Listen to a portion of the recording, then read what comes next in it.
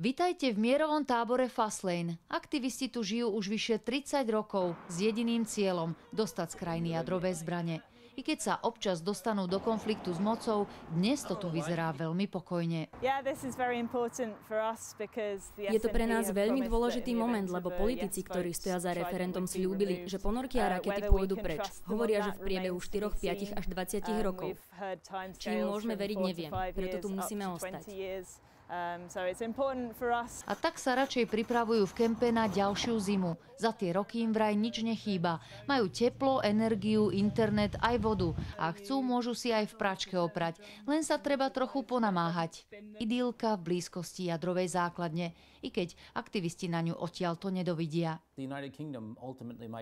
Veľká Británia sa v situácii, ak by sa Škótsko osamostatnilo, mohla rozhodnúť, že sa zbaví nukleárnych zbraní radšej na dobro, než by mala investovať do novej základne. A to potom bude mať celosvetové dôsledky.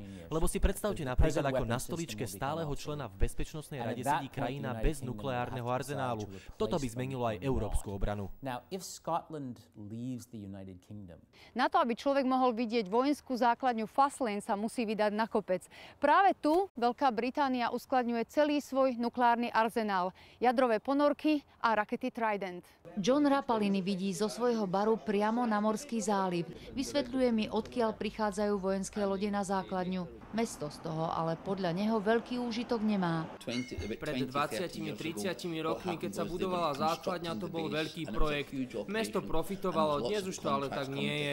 Peniaze chodia vojaci míňať domov do Británie. Za posledný rok tu museli zavrieť asi 5 barov a obchodov. Vidím, ako tunajší mladí ľudia odchádzajú.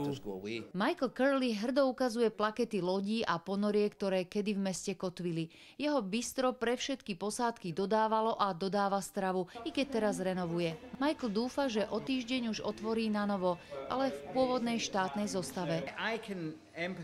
Môžem sympatizovať s mnohými názormi tých, ktorí sú za samostatnosť, ale z globálneho pohľadu je to nesprávne. Stratili by sme vplyv. Ako Británia máme váhu vo svete.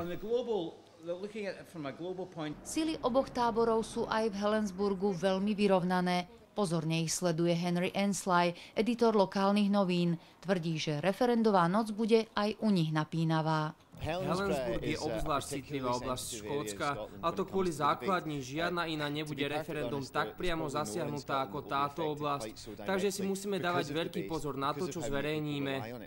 Informácie sa valia na miestnych zo všetkých strán. Alec však tvrdí, že stále nevie, ako bude hlasovať. Jediné, v čom má jasno už teraz je, že na výsledky bude čakať v bare u Johna. Z Helensburgu Olga Baková, RTVS.